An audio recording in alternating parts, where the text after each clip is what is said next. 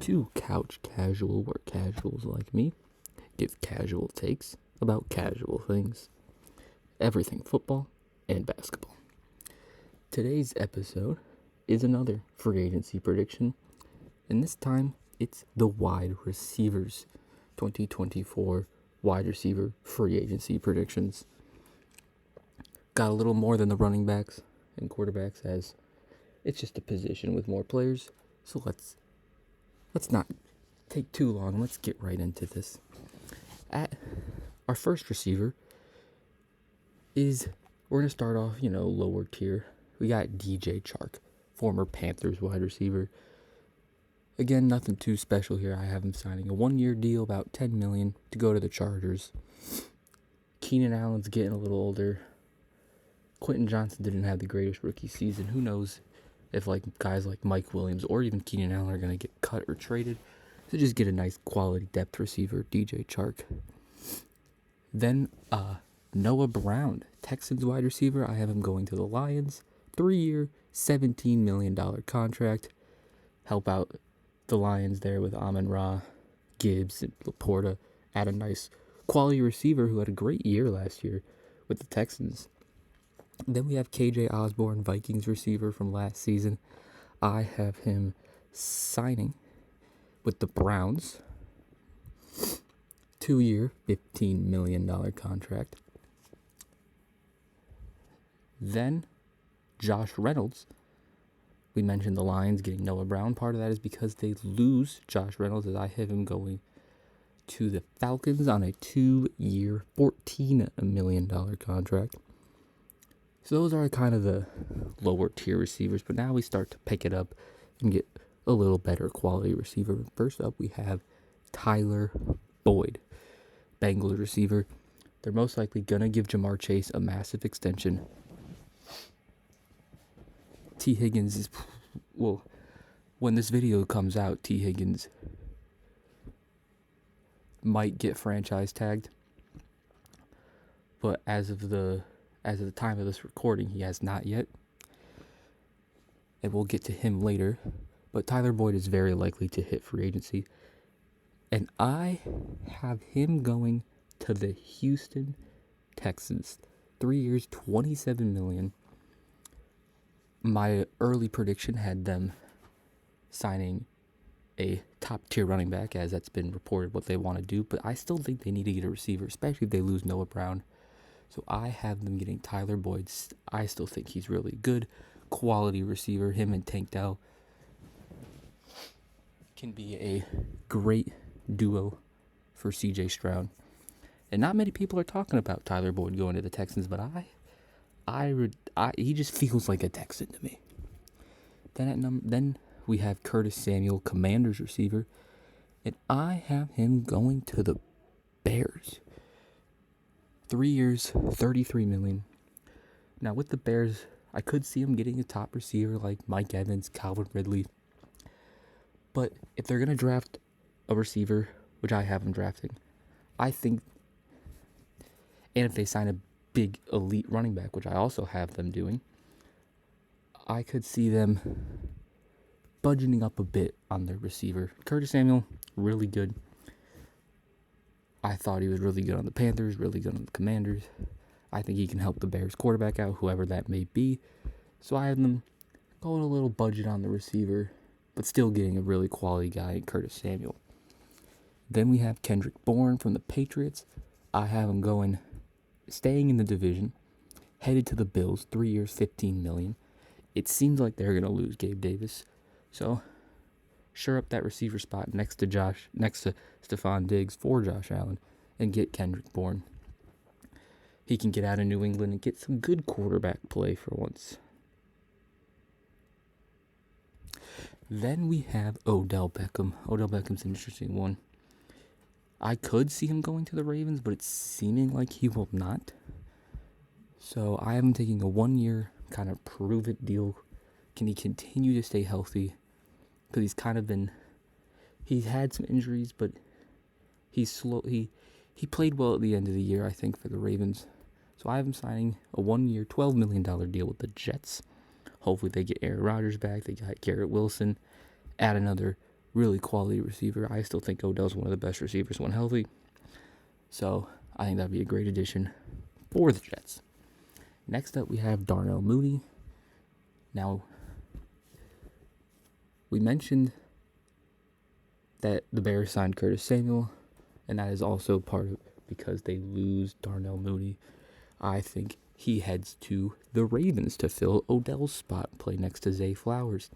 I have Darnell Mooney getting 4 years, $29 million. Just like the running backs, there's going to be a lot of same teams. Like one team loses a guy and they just bring a different guy in. Just like a rotation going on, essentially. Speaking of the Commanders, Gabe Davis. I have him going to the Commanders on a 4-year, $52 million deal, most expensive yet. I think I have the Commanders drafting Drake May as of now. You got Terry McLaurin, who just needs to get the ball thrown to him because he's one of the best receivers that doesn't get enough opportunities, I feel. So you add Gabe Davis because you lose Curtis Samuel. You get an upgraded Gabe Davis, big-time playmaker.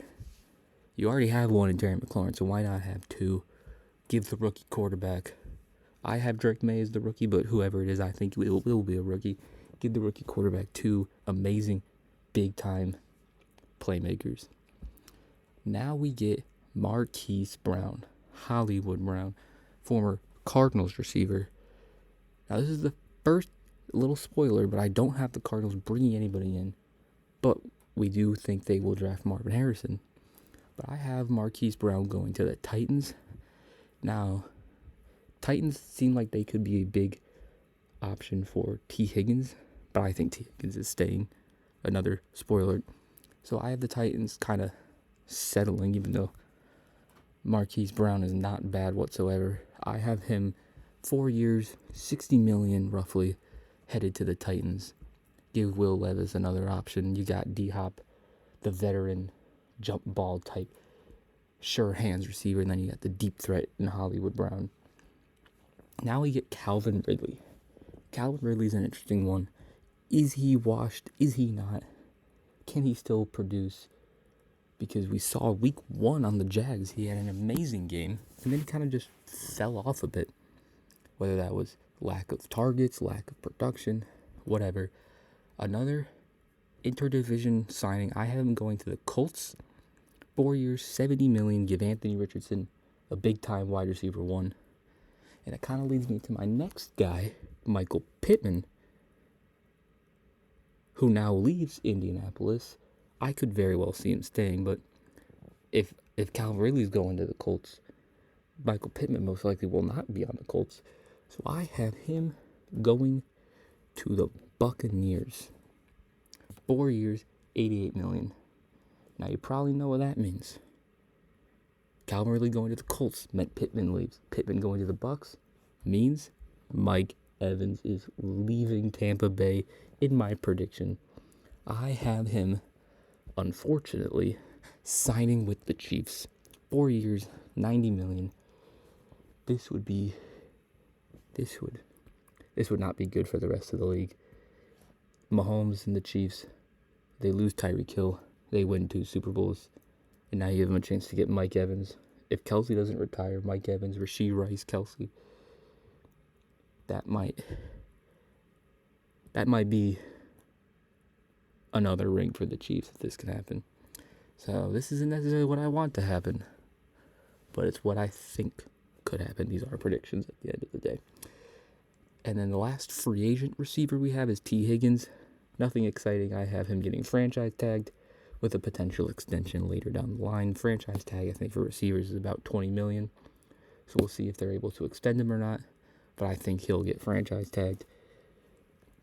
And so that is it for the free agents. But we have a little bonus receiver. A guy that could get traded. Now there's other receivers that could get traded, like Stephon Diggs could get traded. But I want to predict that Brandon Ayuk gets traded. It seems like all signs are pointing to him getting traded. And this may be a biased pick because I am a Panther fan. I know. I have him getting traded to the Panthers. Does that mean we trade Brian Burns? Does that mean they trade their 33rd pick? I don't know. I'm predicting the Panthers are trading for Aiyuk. All reports are saying they want to get Bryce Young a receiver. All the other free agents are gone in this prediction. Aiyuk is one of the best young route runner receivers in the league. He can finally get his opportunity to be a true number one, not just receiver, but number one option in an offense that is lacking very much. Get Bryce Young some help. That is going to do it for my 2024 free agency predictions wide receiver edition. Hope you guys enjoyed. Make sure you leave a comment, like, subscribe, hit that notification bell so you don't miss more amazing content.